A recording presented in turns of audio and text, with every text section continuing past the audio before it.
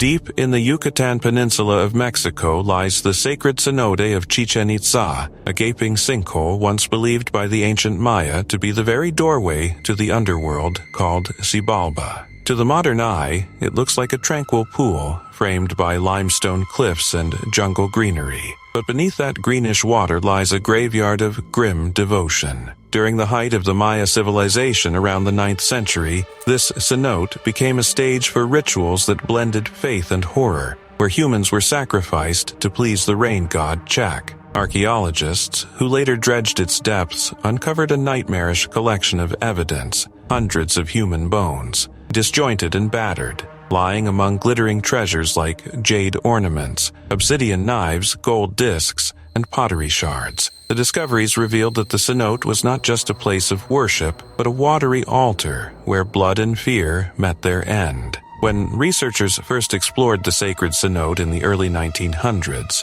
they expected offerings of valuables, not the grim remains of men, women, and children. As they hauled the sediment from the bottom, they found skulls bearing fractures and punctures, bones showing clear cut marks, and joints that appeared forcefully dismembered. Forensic analysis later confirmed that many victims had suffered violent trauma before death. Some were decapitated, others stabbed repeatedly, and a few were likely thrown in alive, their final moments spent struggling in the dark water. The mixture of genders and ages painted a horrifying picture of the Mayas' desperation to appease their gods. The bones of young boys and girls were particularly common, their innocence believed to make them more pleasing sacrifices. The brutality of their deaths left no doubt that these were deliberate and ritualistic killings carried out with unwavering purpose. The scene, if imagined at the time, would have been both mesmerizing and dreadful. Priests in elaborate feathered robes chanting prayers while the crowd watched in tense silence. The victim, often drugged or bound, would be led to the edge of the cenote, the surface glimmering below like a mirror to another world. Sometimes their chests were cut open to offer a beating heart to Chak before the body was hurled into the abyss. Other times they were tossed alive, their screams swallowed by the cavern's echo. The water below, believed to lead to the gods, became a liquid tomb of devotion and death. As years passed, layer upon layer of bones and relics accumulated, forming a macabre archaeological record of faith-driven violence. Modern dives into the cenote have uncovered remains showing blunt force trauma, broken ribs, and skulls smashed from behind, suggesting that some victims were clubbed before being offered. Others had neck vertebrae sliced cleanly, consistent with ritual beheadings. There were even indications of burn marks on certain bones, implying that fire played a role in some ceremonies, perhaps to purify the offering before its descent into the sacred waters. These discoveries transformed the cenote from myth to historical reality, showing that the Mayas' devotion to their gods was not just symbolic but written in blood and bone. For centuries, the cenote's waters kept their secret well, but once disturbed, they revealed the dark beauty of a civilization that saw life and death as part of the same sacred cycle. To the Maya, these acts were not mere brutality. They were divine exchanges, human pain for heavenly rain. Yet, for modern observers, the image remains haunting. Hundreds of bodies lying silent at the bottom of a natural well, their bones whispering of terror, sacrifice, and belief. The sacred cenote of Chichen Itza today stands calm, its surface reflecting the sky. But beneath lies the chilling truth that this peaceful pool was once a blood-soaked gateway to the gods, where countless lives ended in brutal devotion. About 600 years ago, in what is now modern-day Croatia, a horrific event unfolded that would remain buried and forgotten until its discovery in 2007. While a man was digging to build a garage, he unearthed a mass grave containing the remains of 41 individuals. What initially seemed like an ordinary archaeological find soon revealed a chilling story of human brutality in prehistory. Forensic studies showed that none of the victims were related, which immediately ruled out the possibility of a domestic dispute or a family feud. Instead, the evidence pointed to a deliberate and indiscriminate massacre. The victims were men, women, and possibly children, and their lives were violently cut short. Many had suffered massive blunt force trauma to the back of the head, suggesting that they had been struck down either while kneeling in submission or while desperately fleeing for their lives. This was not a random act of violence, but a carefully executed killing, one that reflected the harsh realities of human conflict even in early Neolithic communities. The Potocani massacre is particularly striking because it represents one of the earliest known examples of mass execution in Europe. Archaeologists and forensic specialists studying the site have emphasized that this was a systematic act rather than a spontaneous outbreak of violence. The lack of familial ties among the victims suggests that entire groups of people were targeted indiscriminately, likely as part of larger social or territorial conflicts. While we can only speculate about the motivations behind the massacre, it is clear that resource competition, social tensions, or intergroup rivalries may have escalated into deadly violence. The method of execution, with repeated strikes to the back of the head, indicates a level of planning and intent that goes beyond simple survival instincts. Each individual at Potocani was subjected to extreme brutality, highlighting that organized, premeditated killing is not solely a feature of recorded history but a tragic aspect of human behavior, stretching back thousands of years. The discovery of the Potocani massacre forces us to confront the darker side of prehistoric life and reminds us that human cruelty has deep roots.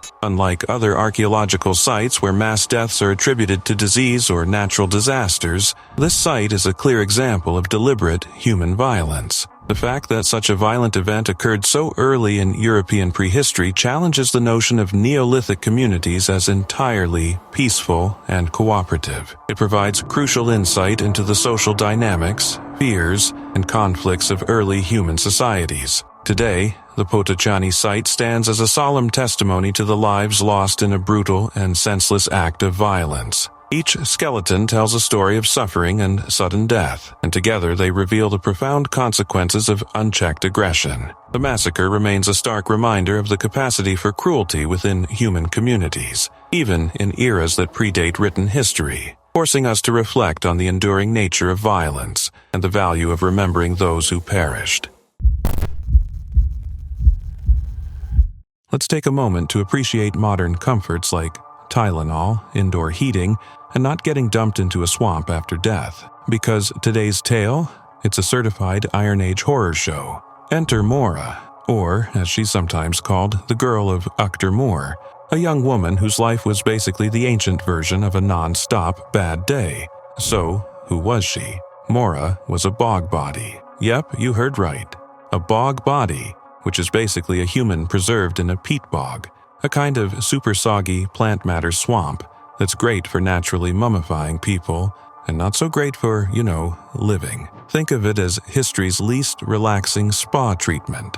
Her remains were discovered in Germany back in the year 2000, and at first people thought she might be a recent missing person, maybe a partygoer who vanished after a night out.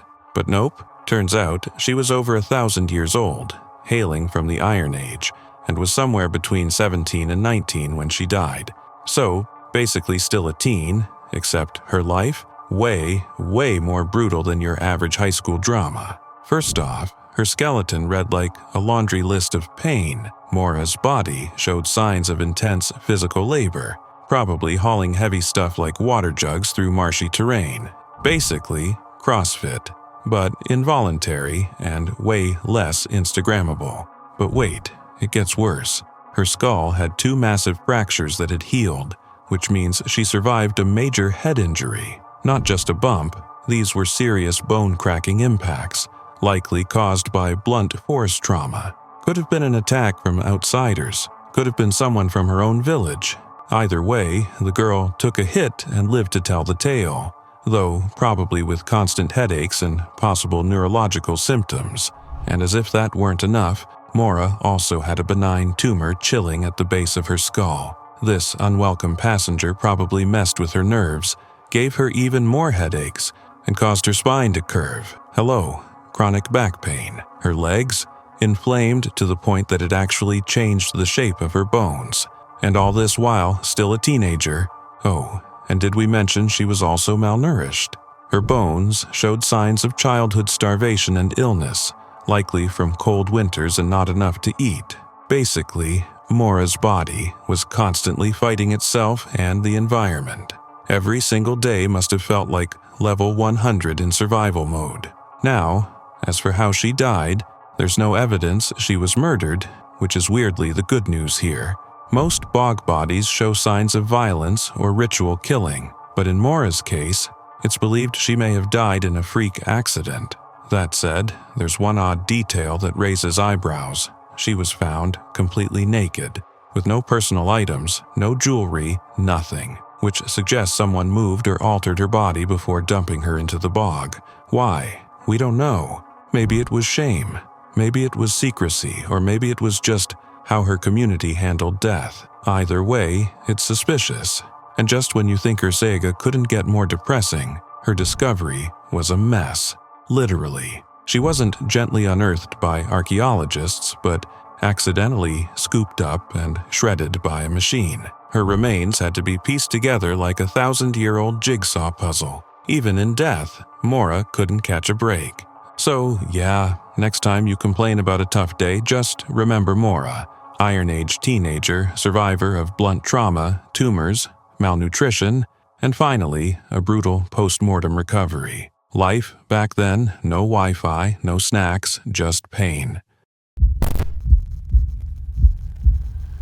In May 1950, two brothers, Viggo and Emil Højgaard, were digging for peat in the Bjælskovdal bog near Silkeborg, Denmark, when their shovels struck something unexpected, a face. At first, they thought they had uncovered the remains of a recently murdered man. The body was so well preserved that the local police were immediately called in. The skin was intact, the facial features were lifelike, and the man's peaceful expression made it seem as if he had simply fallen asleep. But once scientists examined him, they realized this was no modern crime scene. The body dated back more than 2,000 years, around 400 BCE, from the early Iron Age. This remarkable discovery would come to be known as the Tolland Man, one of the best preserved bog bodies in history. The peat bog had acted as a natural time capsule. Its acidic, oxygen-poor environment, combined with the presence of sphagnum moss, had tanned the Tolland Man's skin like leather, preserving even the fine stubble on his chin.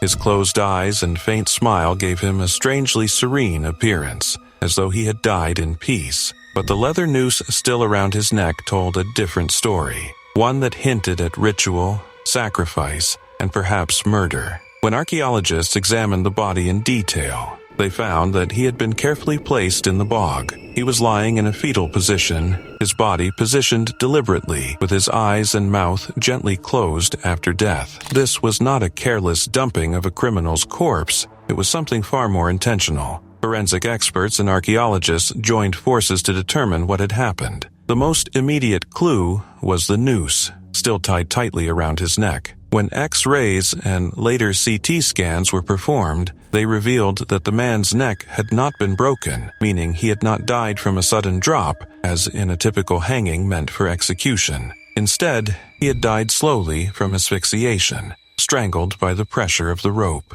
This small but crucial detail changed everything. It suggested his death was controlled, deliberate, and ceremonial rather than punitive. His last meal, analyzed from the contents of his stomach, consisted of a simple porridge made from barley, flax, and wild seeds. Plain, modest, and possibly symbolic. From these findings, two main theories emerged. The first was that the Tolland Man was a criminal execution, someone punished by hanging for a serious offense. Hanging was known in Iron Age Europe as a method of punishment, and some saw the noose as clear proof. But the care taken after his death, the gentle arrangement of his body, his closed eyes, and the fact that he was buried alone in a sacred bog argued against this. There was no evidence of trauma, no broken bones, no wounds suggesting violence or resistance. He was not discarded like a criminal, he was honored. This led to the second and more widely accepted theory, ritual sacrifice.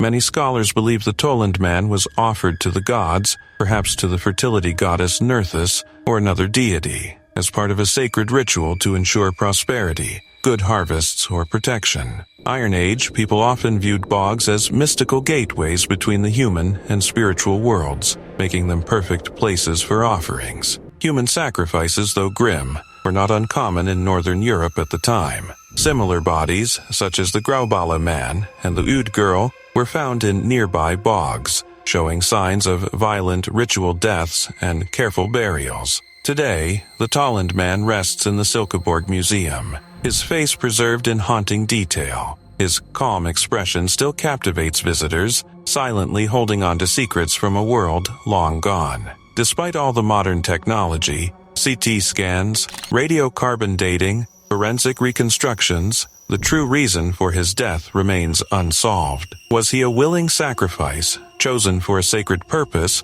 or a condemned man whose execution was softened by ritual reverence? No one knows for certain. What remains undeniable is that his death was not random. It was purposeful, significant, and deeply human, a story that has survived 2 millennia beneath the quiet peat of a Danish bog. The story of Elizabeth Short, forever etched into true crime history as the Black Dahlia, is a chilling reminder of human cruelty and the dark shadows that sometimes lurk behind society's glamorous facade. In January 1947, the young aspiring actress, just 22 years old, disappeared in Los Angeles, a city already teeming with post-war ambition and Hollywood dreams. What made this case instantly infamous, however, was not just her disappearance, but the horrifying scene in which her body was discovered. Elizabeth's remains were found in a vacant lot, bisected at the waist with surgical precision, completely drained of blood, and with her mouth grotesquely carved into a Glasgow smile. It was a scene so macabre and meticulously executed that it suggested a killer with anatomical knowledge, someone capable of committing a murder that was as gruesome as it was calculated. The brutality of her death sent shockwaves through the city, and the media frenzy that followed only magnified the horror. Newspapers splashed her story across front pages with lurid headlines, and the world watched in morbid fascination as detectives scrambled for answers in a case that would remain officially unsolved for decades. What makes Elizabeth Short's death particularly chilling is the combination of innocence and deliberate cruelty. She was a young woman navigating a world that could be both dazzling and merciless, a life full of potential abruptly and violently cut short. The killer's actions went beyond murder. They transformed her body into a grotesque spectacle, demonstrating a chilling detachment from humanity and morality. The precision of the bisection implied not only knowledge, but intent. This was not a crime of impulse or passion, but a calculated act of brutality. Police at the time interviewed hundreds of suspects, from transient individuals to prominent figures, yet no one was ever charged. Over the years, theories swirled around a variety of potential perpetrators, including doctors, ex-lovers, and even figures tied to the criminal underworld, but none could be conclusively proven. This lack of resolution has kept the case alive in public imagination, its horror magnified by the mystery of the unknown perpetrator. Elizabeth Short's murder became a symbol of urban violence, illustrating how even in a city of bright lights and opportunity, darkness could strike with shocking ferocity. The cultural impact of the Black Dahlia case cannot be understated. Beyond the sheer brutality, it revealed the complex interplay of media, fame, and tragedy. Journalists sensationalized her life and death, creating myths around her persona and amplifying public fascination with her murder. Yet, at the center of it all was a human being who suffered an unimaginably violent death, a reminder that behind the headlines and speculation was real, devastating loss. The case continues to inspire books, films, podcasts, and documentaries, each trying to unravel the mystery while grappling with the unsettling reality of her fate. Scholars and true crime enthusiasts alike examine the evidence, the suspects, and the societal context of post-war Los Angeles. But the grim truth remains. Elizabeth Short was brutally murdered, and the person responsible may never face justice. It is a sobering reflection on human violence, the fascination with crime, and the fragility of life itself. Even decades later, the Black Dahlia case evokes a mix of horror, sadness, and morbid curiosity. Elizabeth Short's death was not just tragic, it was a testament to the extremity of human cruelty, executed with methodical precision and left as an enduring enigma. While the details of her life may have been overshadowed by the grotesque circumstances of her death, remembering her story serves as both a warning and a memorial, a reminder of how vulnerability can collide with brutality, and how some acts of violence remain etched in history, haunting society long after the crime itself. The Black Dahlia continues to captivate, not because of the mystery alone, but because it forces us to confront the disturbing reality of a life ended in the most horrifying way imaginable. Picture this. It's 31,000 years ago. There are no hospitals, no Tylenol, no doctors, just sticks, stones, and a whole lot of survival instincts. You stub your toe and it's game over. But against all odds, someone in ancient Borneo pulled off a medical miracle that's still leaving scientists shook, the oldest known human amputation. Yep, before there were Netflix doctors, there were cave surgeons with sharp rocks. Until recently, the record for earliest known amputee went to a Neolithic farmer from Europe who had a leg chopped off about 7,000 years ago. Impressive, but not ancient enough. Enter 2020. While most of us were discovering banana bread and emotional breakdowns, a team of scientists stumbled across something way cooler, buried in the depths of a cave in Indonesia called Liang Tebo. Inside that cave, a skeleton, but not just any skeleton. This one was missing a left foot and part of its leg. Naturally, people assumed it had been lost in a tragic, oops, I fell off a cliff kind of accident.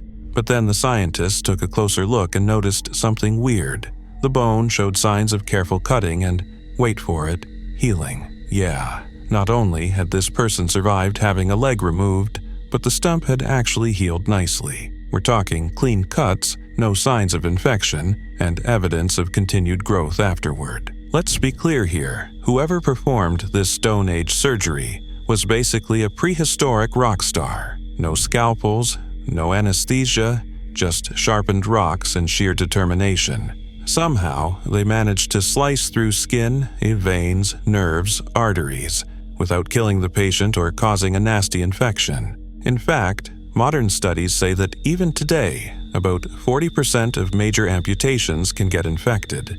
So, yeah, score 1 for caveman medicine. The person who got the chop, they were likely a child at the time, based on the size of the remaining leg, but grew up into a young adult and lived for years after the operation, possibly even a decade. They eventually died in their 20s from something totally unrelated. Aliens? Saber-toothed tigers? Who knows? But their leg clearly wasn't the thing that took them out. So, what happened to the leg in the first place? Well, the cave sits in a ridiculously rugged area. Picture boulders, cliffs, and all the ankle-breaking terrain you can imagine. Maybe our ancient friend tripped, fell, and their leg got absolutely wrecked by a boulder. Or maybe a rock slide caught them at the wrong time. Whatever it was, it must have been bad enough for someone to say, yup, that leg's gotta go. And here's the wildest part. They didn't just survive, they thrived. Okay, maybe not in the modern influencer lifestyle kind of way, but they lived. In a world where literally everything wanted to eat or maim you, they made it. They even probably had a squad who helped them out, carried them around, shared food, and kept them alive. It's one of the earliest examples of human empathy and teamwork, because let's face it, hopping through mountains on one leg isn't exactly a solo sport. So next time you complain about slow Wi-Fi or losing a snap streak, just remember, 31,000 years ago, someone had their leg hacked off with a rock, didn't die, and still managed to be part of a prehistoric friend group. Now, that's hardcore. It is hard to find a story that blends royal tragedy, mystery, and scientific detective work quite like the discovery of the Romanov family's remains. In July 1918, deep in the chaos of the Russian Revolution, Tsar Nicholas II, his wife Alexandra, and their 5 children, Olga, Tatiana, Maria, Anastasia, and the young heir Alexei, met a fate both brutal and secretive. Once rulers of the vast Russian Empire, they were reduced to prisoners in a modest home called the Ipatiev House in Yekaterinburg. Guards watched their every move. The family's royal clothes were replaced with plain garments, and the walls that once echoed with the chatter of court life were replaced with whispers of revolution and revenge. On the night of July 16, 1918, the family was told they were being moved for their safety. Instead, they were ushered into a dimly lit basement, supposedly for a group photograph. Within moments, Yakub Yurovsky, the man in charge, read a brief statement sentencing them to death on behalf of the Soviet leadership. Before they could process his words, a volley of gunfire filled the room. The execution was chaotic as bullets ricocheted off walls because the Grand Duchesses had sewn diamonds and jewels into their corsets, unknowingly turning their clothing into makeshift armor. The killers resorted to bayonets and close-range shots to finish what they started. The aftermath was gruesome. Blood soaked the floors, smoke from gunfire choked the air, and the cries of confusion faded into silence. But the real mystery began after the execution. The bodies were loaded into trucks under the cover of night and driven into the nearby Koptyaki forest, where the executioners tried desperately to erase their crime. They doused the corpses with sulfuric acid to destroy their faces, chopped some into pieces, and even burned parts of them before dumping them into a shallow grave. To mislead anyone who might stumble upon the site, they filled it with dirt and logs. Then they vanished into history, leaving only rumors behind. For decades, the Soviet government denied that the Romanovs had even been killed. Instead, fueled stories that the family had been moved or that some members had escaped. This secrecy gave rise to one of the most famous legends of the 20th century, the supposed survival of Princess Anastasia, the youngest daughter. Countless imposters later claimed to be her, keeping the myth alive for generations, while the truth slept beneath the Russian soil. Fast forward to 1979, when two local researchers, Alexander Havdonin and Geli Ryabov, stumbled upon a shallow grave near Yekaterinburg. Inside, they found charred bone fragments and skulls showing signs of blunt trauma and bullet holes, grim proof of execution-style killings. But it was the Soviet era, and speaking of such discoveries could lead to prison or worse. They quietly documented their findings and reburied the bones, keeping the secret until the fall of the Soviet Union. In 1991, the site was finally excavated officially, and the truth that had been denied for 70 years came to light. Forensic experts confirmed through DNA testing that the remains belonged to Nicholas II, Alexandra, and 3 of their daughters. The damage to the bones was horrific: multiple gunshot wounds, broken bones from bayonets, and traces of acid all spoke to the ruthless nature of their deaths. Yet, 2 family members were missing: the young Tsarevich Alexei and one of his sisters, Maria or Anastasia. This kept the mystery alive until 2007, when another small grave was discovered nearby, containing the remains of a boy and a girl. DNA analysis later confirmed they were the final missing Romanovs, finally closing the century-old case. After nearly 9 decades of speculation, the Romanovs were buried in St. Petersburg's Peter and Paul Cathedral with full royal honors. What began as a brutal midnight execution had turned into one of the greatest historical detective stories ever told, a tale of lost royalty, revolutionary vengeance, and the persistence of truth that no amount of acid or denial could destroy. Nearly 800,000 years ago, in what is now northern Spain, the cave of Grandolina became the silent witness to some of the most brutal human deaths ever discovered in the archaeological record. When researchers excavated the site, they uncovered the fragmented remains of at least 11 early humans, most of them children and adolescents, and what immediately stood out was that these individuals had not died naturally, nor had they been buried with care or intention. Instead, their bodies had been systematically butchered, dismantled piece by piece in a way that leaves little room for doubt about what happened next. The bones bore deep cut marks from stone tools where muscles were carefully sliced away. Joints were deliberately disarticulated, and skulls and long bones were violently smashed open to extract the calorie-rich marrow inside. These were not accidental injuries, or the result of post-mortem damage over time. They were clear signs of intentional killing and processing carried out with the same efficiency used to prepare hunted animals. The evidence showed that whoever carried out these acts approached human bodies as food, rather than as members of the same species. The cave floor was not a site of mourning or ceremony. but a place of calculated violence that revealed the darker capacities of early humans. What makes this discovery particularly disturbing is the way human remains were treated alongside animal bones. Deer, horses, and other prey were processed in the same manner, and when scientists examined the cut marks, break patterns, and disarticulations, the parallels were unmistakable. Humans were skinned, cut, broken, and consumed in precisely the same way as the animals, strongly indicating that this was not ritualistic behavior, but nutritional cannibalism driven by survival, dominance, or possibly territorial conflict. The age profile of the victims further emphasizes the brutality of the act, as many of the individuals were young, suggesting they may have been targeted because they were easier to overpower.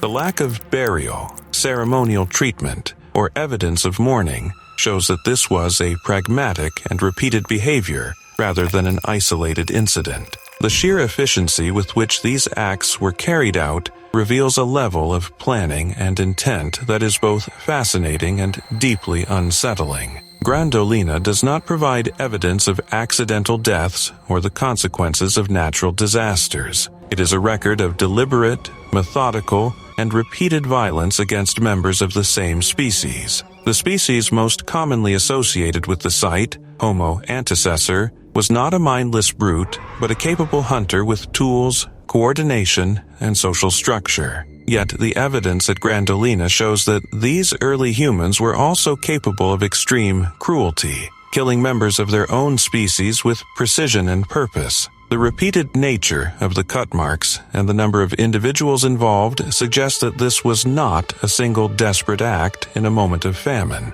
but a behavior that occurred more than once and may have been an accepted practice within certain circumstances. In simple terms, these people did not simply die, they were violently dismantled, consumed, and discarded, leaving behind bones that would one day tell a story far darker than most prehistoric narratives. Grandolina stands as a stark reminder that long before civilization, laws, or ethics, humans were capable of inflicting gruesome and deliberate deaths on one another. This discovery forces us to confront an uncomfortable reality about our evolutionary past, showing that extreme violence and cannibalism are behaviors rooted far deeper in human history than most would like to imagine. The site is not only a window into survival strategies of early humans, but also a chilling testament to the brutal reality of life and death in prehistoric times, making it one of the most unsettling archaeological discoveries ever made. Back in the Neolithic era, Earth wasn't exactly a walk in the park. Between hunting your dinner, avoiding becoming someone else's dinner, and surviving in a world with no Wi-Fi, things were rough. But as if nature's challenges weren't enough, humans decided to crank the pain up a notch with DIY brain surgery. Yep, we're talking about one of the oldest surgical practices ever discovered, trepanation, or, as I like to call it, extreme hole punching for humans. Let's zoom in on a site in France dating back to around 6500 BC, where archaeologists uncovered something that might look like a prehistoric crime scene. Dozens of skulls, 38 to be exact, with neat circular holes bored right through the bone. But don't cue the Law and Order sound just yet. These weren't casualties of some ancient battle royale or mass murder. What we're looking at here is early medical intervention. Sort of. These holes weren't caused by violence, at least not the usual kind. Instead, they were the result of a deliberate surgical procedure called trepanation. It's considered one of the first widespread forms of surgery performed by Homo sapiens. And just to be clear, no scalpels, no antiseptics, and absolutely no anesthesia. Just stone tools, shaky hands, and a whole lot of pain tolerance. Trepanation involved scraping or drilling a hole into the human skull, presumably while the patient was still very much alive. And although the idea of someone coming at your head with a sharpened flint tool sounds like a horror movie setup, the practice was surprisingly common. Across multiple archaeological sites, including the one in France, trepanation appears to have been all the rage. In fact, some studies suggest up to 10% of Neolithic people underwent the procedure. At the French site, a staggering 33%. That's 1 in 3 people walking around with a literal hole in their head. Now, you might be thinking, if it was so popular, maybe it worked. Well, not really. Evidence shows that less than 40% of those trepanned skulls had signs of healing, meaning over 60% of patients likely didn't make it.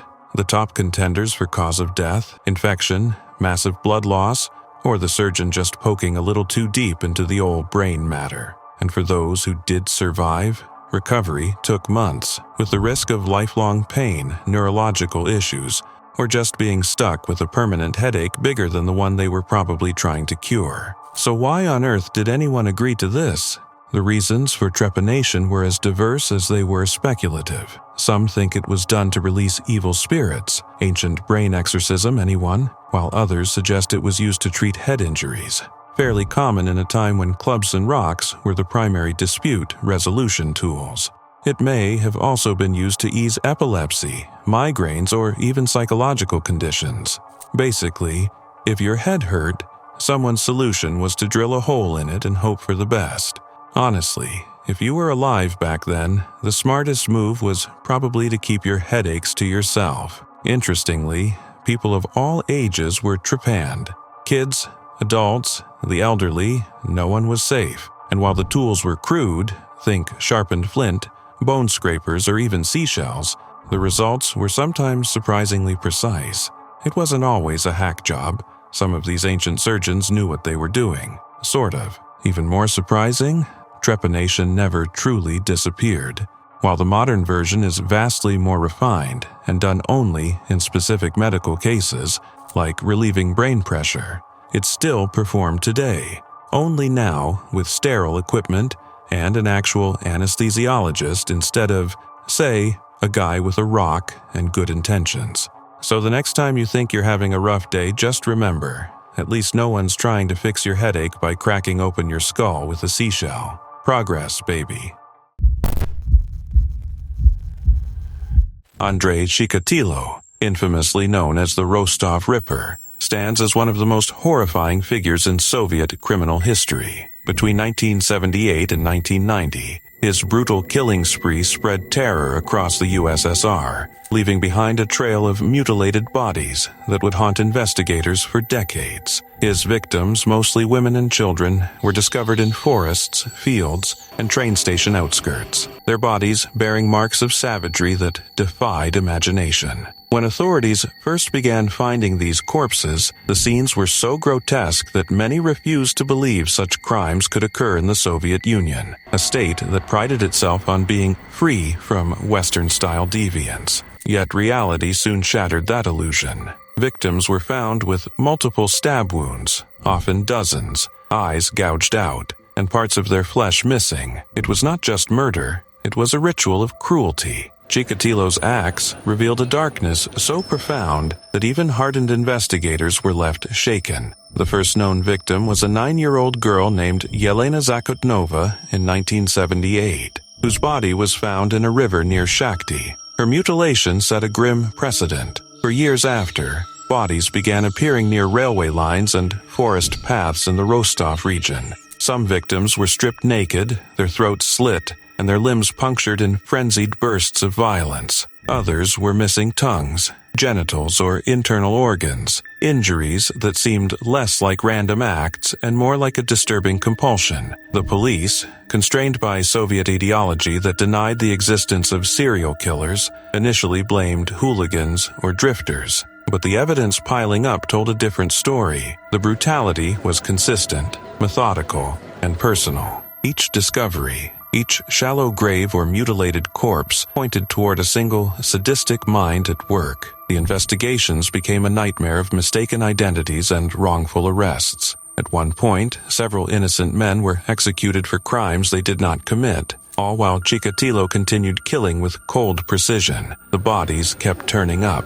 Children found half buried in the snow, women's remains hidden in the woods, bones gnawed by wild animals. The scale of it all was staggering. By the late 1980s, forensic teams were discovering decomposed corpses so badly mutilated that identifying victims was nearly impossible. Each fiend carried the same haunting signature: stab wounds to the abdomen, missing body parts, and signs of post-mortem mutilation. Pathologists noted that many victims had been sexually assaulted or mutilated while still alive. The horror was not just in the killing but in the suffering that came before death. It was not until 1990 that Andrei Chikatilo was finally caught after years of relentless police work and psychological profiling. The moment of his arrest came after he was spotted acting suspiciously near a train station where previous victims had been found. When questioned, he denied everything. But forensic evidence and a chilling confession later revealed the full extent of his crimes.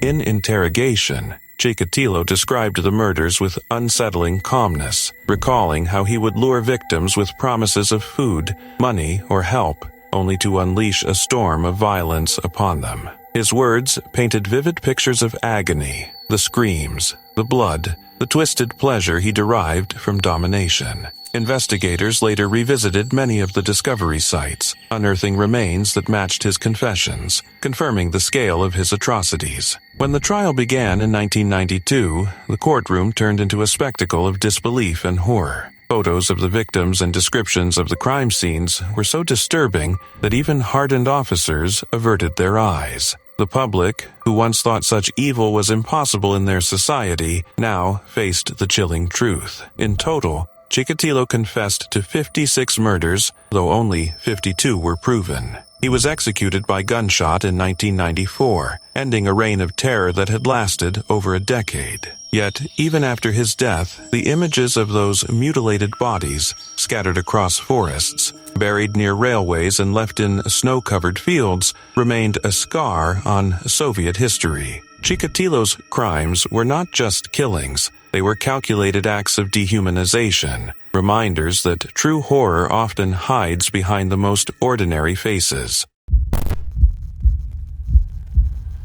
Imagine living in a thriving Roman town, going about your day, and then suddenly being caught in one of history's most terrifying natural disasters. That was Herculaneum in 79 AD, a coastal town near Naples, Italy, peacefully bustling with life until Mount Vesuvius erupted. Unlike Pompeii, which is often portrayed in ash-covered snapshots, Herculaneum faced a far deadlier fate. When the volcano unleashed its pyroclastic surges, temperatures soared to an estimated 500 degrees Celsius. This was not just hot. It was intense enough to instantly vaporize soft tissues, boil internal fluids, and leave the human body almost unrecognizable. Archaeologists examining the remains have found evidence suggesting that many victims did not merely suffocate, but were essentially boiled alive in an instant. Their skeletons sometimes show signs of catastrophic fractures, and some skulls appear to have exploded from the rapid expansion of superheated gases inside the head. The sheer brutality of these deaths is difficult to comprehend.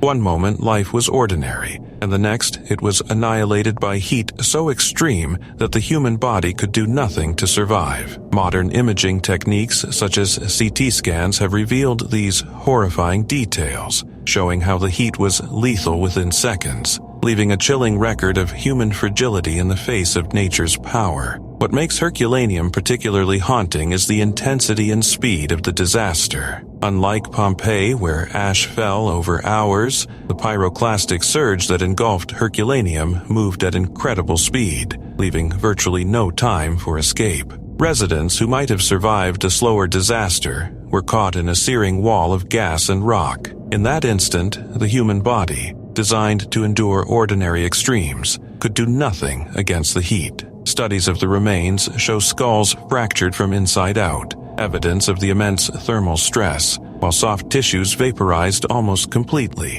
In some cases, even traces of brain tissue have been preserved in mineralized form, providing scientists with a chilling glimpse into the mechanism of death. These discoveries allow historians and archaeologists to reconstruct the final moments with terrifying clarity. The disaster was not only sudden but also extraordinarily violent, highlighting a form of death that was complete and immediate. It forces modern observers to confront the extreme vulnerability of humans when exposed to natural forces beyond any ordinary measure. The remains at Herculaneum bear silent testimony to suffering that was merciless and absolute. Archaeologists continue to study Herculaneum not only to understand how these people died, but also to gain insight into Roman life, frozen in a catastrophic instant. Household objects, furniture, and even wooden structures were preserved under ash and pumice, offering a detailed snapshot of daily life abruptly interrupted.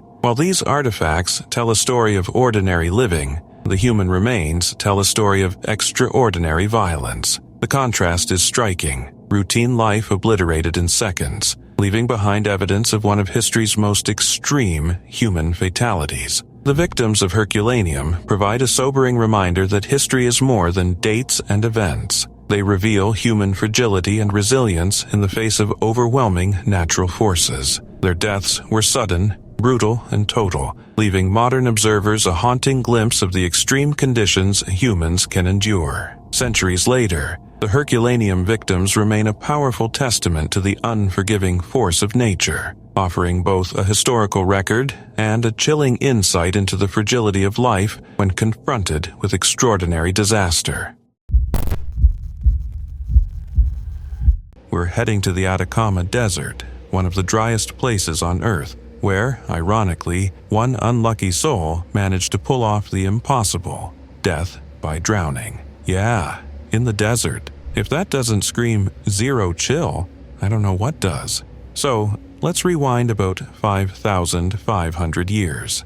It's the Neolithic era. You're a coastal guy living in what's now northern Chile, a place so dry it makes Death Valley look like a kiddie pool. But back then, much like now, the Atacama was brutal, blazing hot by day, freezing cold by night, and completely uninterested in your survival. Still, people made it work, especially near the coast, where seafood was plentiful and the ocean offered both dinner and danger. Enter our unfortunate protagonist, a man around 35 to 45 years old, buried in a round stone tomb on a bed of seashells. Sounds kinda peaceful, right? Maybe even elegant. But don't be fooled, this wasn't a spa burial. Scientists were puzzled. The guy had no obvious injuries, no spear wounds, no bear maulings, no Neolithic slips and falls. He just dropped dead, or so it seemed. Then came the microscopic bombshell: diatoms. What the heck are diatoms? Tiny algae that live in water. Not the seaweed on your leg kind. These are invisible to the eye, floaty ocean dwellers. And somehow, they were inside his bones, which, for the record, is not where diatoms belong. The only way they end up in your skeleton is if you inhale water so violently that your lungs burst. Water floods your bloodstream, and those tiny algae hitch a ride all the way into your marrow. Yeah, it's as bad as it sounds. In short, homeboy drowned. In one of the driest places on Earth, while living near the coast, sure, but still, the irony is thick. Now, this guy wasn't exactly thriving before the ocean claimed him. His skeleton showed advanced arthritis. His legs were worn down, probably from years of squatting to gather shells. His arms and shoulders were overdeveloped in the worst way. Clearly, the result of non-stop rowing, swimming, and chucking harpoons at fish. Basically, he was a prehistoric gym rat who never skipped leg day. But it came at a price. To make matters worse, he was also severely iron deficient. And why? Tapeworms? Giant, gnarly parasites likely picked up from eating fish that were about as cooked as your average sushi roll. So, let's tally this up. Back pain, busted knees, worm-infested guts, and a final breath that involved inhaling the Pacific. Oof, but wait, it gets weirder. He wasn't alone. Buried beside him were 3 others, another adult male, a woman, and an infant. All 4 dated to the exact same time. So, naturally, people started thinking disaster scenario. Earthquake plus tsunami equals prehistoric wipeout. Makes sense, right? Well, not quite. The other 3 skeletons? No diatoms, not even a trace, which means they did not drown. So much for the tsunami theory. The current thinking is this: our guy drowned, maybe while diving for shellfish. The others? They died around the same time, maybe even the same day, but from something else entirely. Dehydration, exposure, illness, or maybe just life being the worst. So, to wrap it up, one overworked fisherman with a tapeworm and crumbling joints drowns in the ocean, in the middle of the driest desert on Earth, while 3 companions drop dead nearby from unrelated causes. It's basically a 5,000-year-old group project from hell, and one mystery no one's figured out yet. And next time you're at the beach thinking, I could totally live here, remember, this guy probably thought the same thing, until the ocean quite literally dragged him under.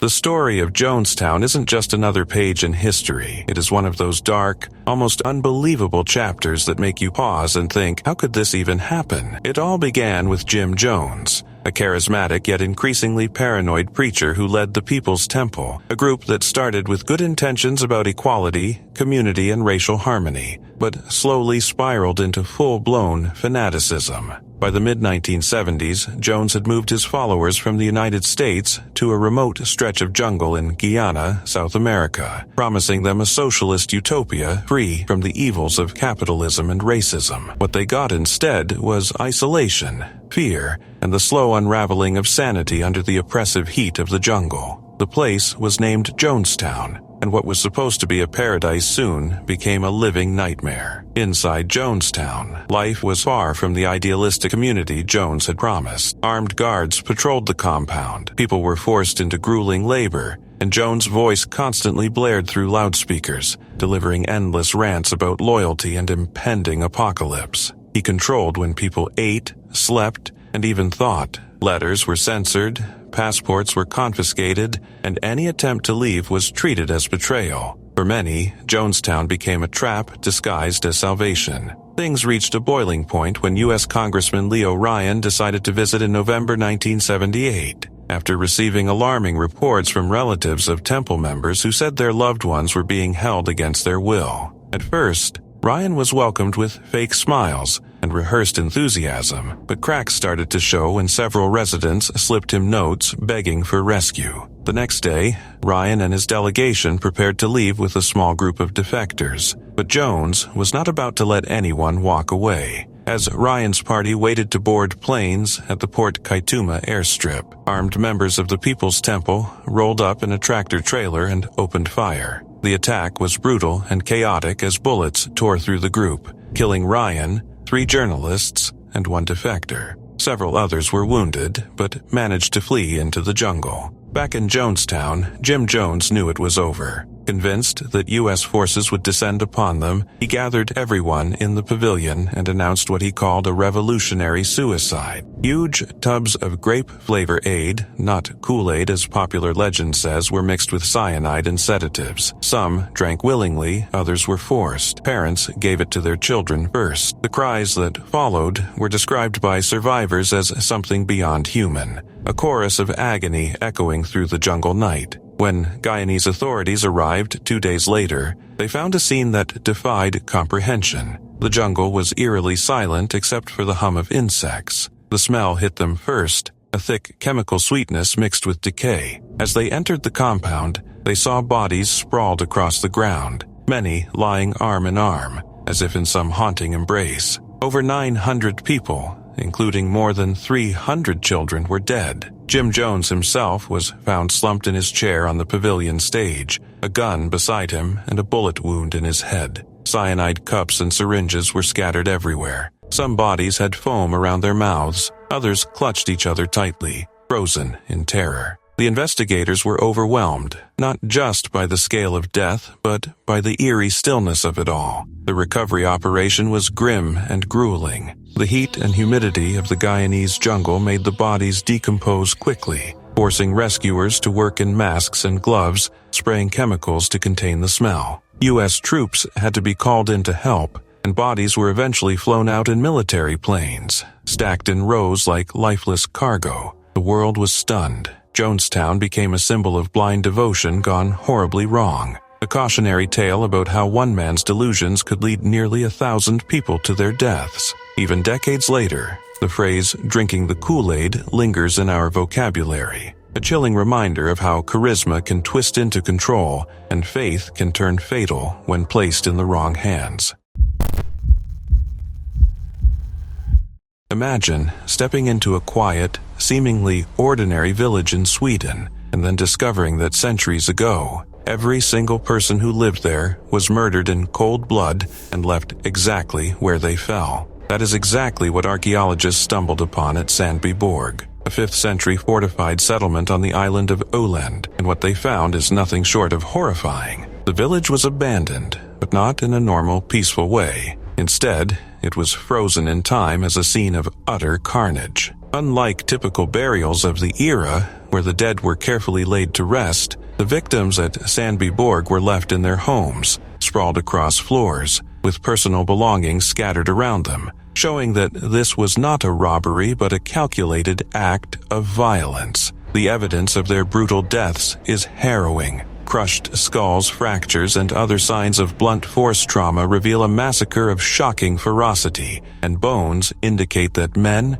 women, and even children were caught in the same horrifying fate. It's difficult to imagine what those last moments might have looked like, but the archaeological record makes it painfully clear. This was a sudden, merciless assault that spared no one. The scale and nature of the violence at Sandbyborg suggests something more than a random raid. It feels like a deliberate annihilation. Archaeologists have described walking through the village as stepping into a frozen nightmare, where each home tells the story of lives violently ended. In some houses, victims appear to have tried to hide or defend themselves, but the overwhelming evidence of skull fractures and broken bones shows that resistance was futile. Interestingly, most valuables were left untouched, suggesting that the perpetrators were not after wealth, but rather had a darker motive, perhaps revenge, political power, or fear of enemies. Every discovery at Sandbyborg raises more questions than answers, and the mystery adds to the chilling aura surrounding the site.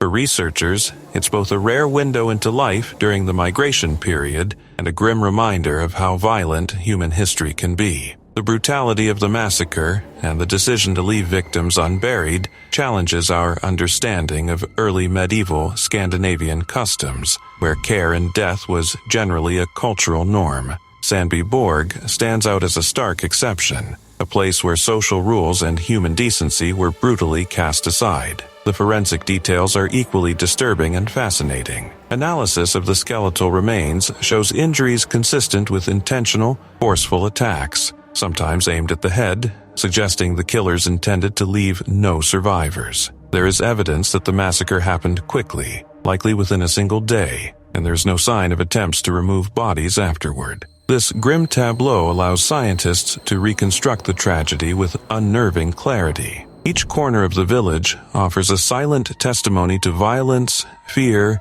and sudden death, providing one of the clearest examples of a massacre in early medieval Europe. For historians and archaeologists, Sandbyborg is invaluable, offering insight into the dangers, conflicts, and human cruelty that existed even in seemingly isolated settlements. At the same time, it is profoundly sobering. It forces us to confront the reality of brutal human deaths in a past world that was harsh, unpredictable, and often unforgiving. Sandbyborg, therefore, is not just an archaeological site. It is a story frozen in time, a record of human tragedy, and a stark reminder of the violence that has shaped human history. The villagers' lives were extinguished violently, without ceremony or compassion, leaving behind a scene that still chills modern observers. Walking through the ruins, studying the remains, and imagining the events of that fateful day brings an uneasy awareness. Even in times we often romanticize as simpler or more peaceful, human brutality could strike without warning. Sandbyborg's massacre is a powerful, haunting testament to the fragility of life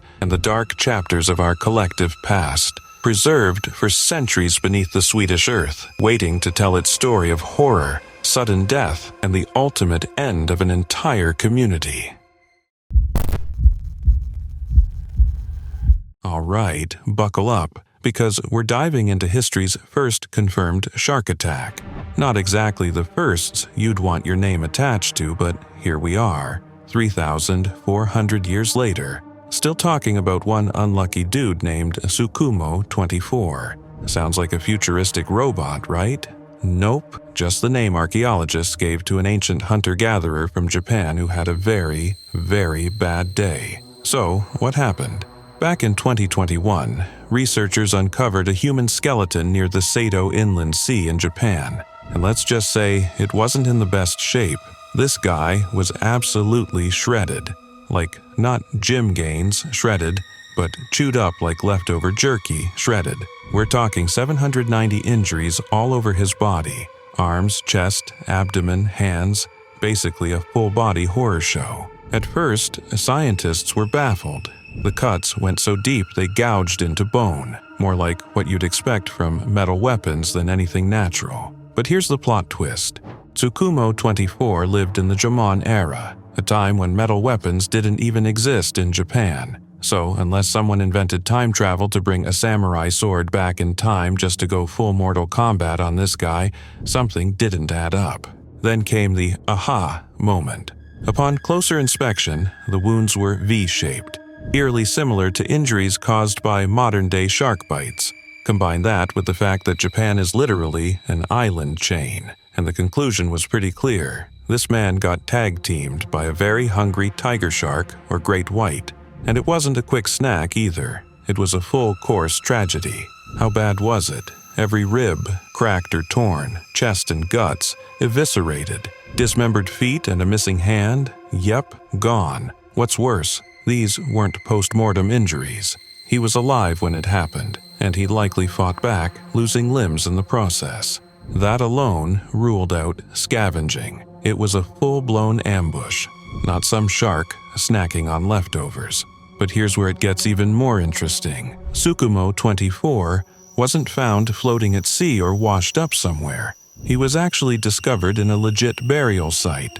That means someone had the decency and bravery to recover his mutilated body and give him a proper send-off. So, what's the theory? Researchers believe Tsukumo 24 wasn't solo. He was probably out on a fishing trip with others. Jomon people were pro-level fishers after all. The theory goes that he might have jumped in the water to haul in a catch or do some spearfishing, not realizing that blood in the water was ringing the dinner bell for a nearby shark. Next thing you know, chomp chomp, full aquatic horror show. His buddies likely saw it happen and pulled him out, but by then it was game over. Now, before you cancel your Japan trip and vow to never touch salt water again, relax. Yes, sharks still exist in Japanese waters, but back in the Jomon era, they were way more common. Fossil records show a ton of shark teeth from that time, and even ancient artwork features them, especially tiger sharks and hammerheads. So yeah, shark attacks were basically the medieval version of texting while walking into traffic. In the end, Tsukumo 24 didn't survive, but he did make history as the unfortunate owner of the world's first confirmed shark attack. Not the legacy anyone dreams of, but hey, at least he didn't get taken out by something boring like food poisoning.